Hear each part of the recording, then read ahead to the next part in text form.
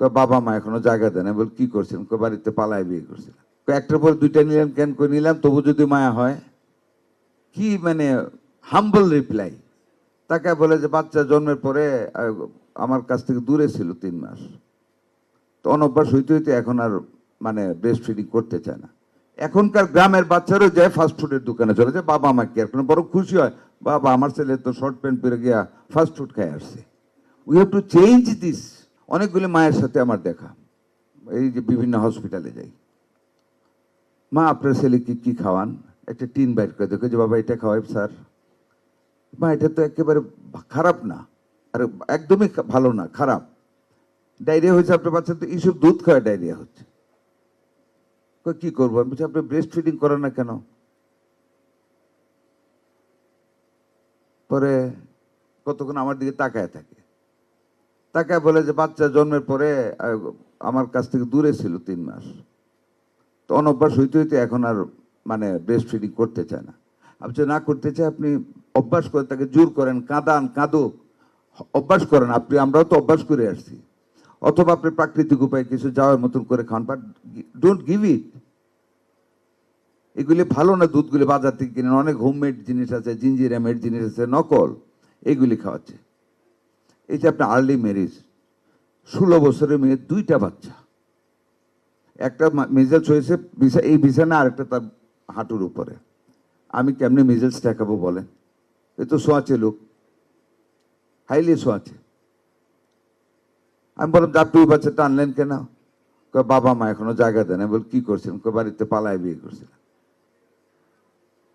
একটার পর দুইটা নিলাম, কেন করে নিলাম? তবু যদি মায়া হয়। কি মানে হাম্বল রিপ্লাই। এগুলির জন্য তো আপনাদের, আমাদের এই সমাজে, শিক্ষিত সমাজের, আমাদের এডুকেট করতে হবে মানুষকে। আর্লি ম্যারেজের এগেনস্টে কথা হবে, আর্লি কনসিভের এগেনস্টে কথা বলতে হবে, ব্রেস্ট ফিডিং এর পক্ষে কথা বলতে হবে। আমি তো একেবারে খুব খোলা মনে বলে আসি মেয়েদেরকে যে আপনার বাচ্চাকে দুধ দেওয়ার আগে বুকটাকে মুছে নেবেন, আর না যে ঘামটা থাকে, ঘামটা থেকে বাইরে আসা হয়। We all have to be very open. এই গোল আমাদেরকে যদি অ্যাচিভ করতে হয়, আমাদের সমন্বিত কাজ করতে হবে। পুষ্টি বিভাগ, আমাদের নেতার, স্বাধীনতার ঘোষক শহীদ রাষ্ট্রপতি জিয়াউর রহমান, নিশ্চয়ই you can remember his meetings held at that time. উনি অলওয়েজ 2-3 জন ডাক্তার নিয়ে যেতেন। এই জন্য ডাক্তারদের আমরা খুব মূল্যায়ন করি। কেন নিতেন জানেন?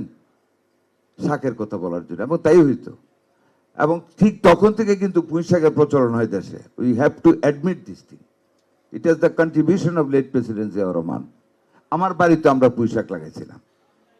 এই শাক সবজি খায় না, খায় কি? তেলাপিয়া মাছ কিনা ভালো করে ভাজে, এটাকে ভেজাল তেল দিয়া, পরে খায়।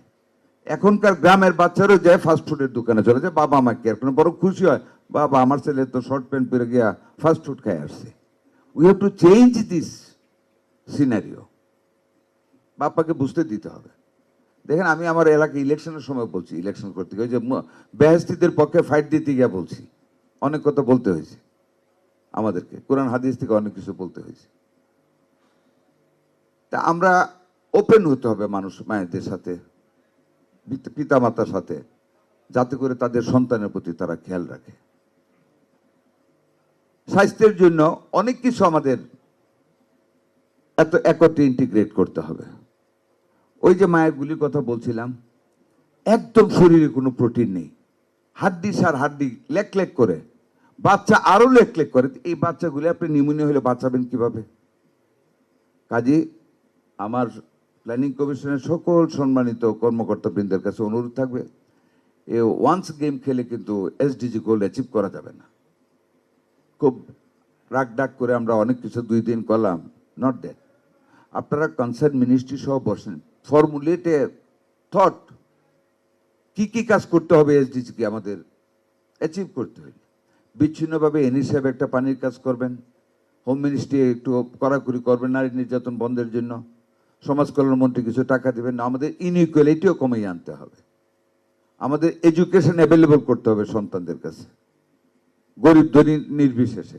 এটা সকলকে নিয়ে বসে একটা ফর্মুলা রেডি করেন, কি কি পয়েন্ট অন্তত 2 মাসে একবার হলেই মিনিস্ট্রিগুলি বসে যাতে এগুলি ইমপ্লিমেন্ট হয়, সেইটার পরিকল্পনা গ্রহণ করতে হবে। আদারওয়াইজ বিচ্ছিন্নভাবে বছরে একবার এখানে আইনা সুন্দরভাবে করে হয়তো একটু খাওয়াবে না, লাভ হবে না।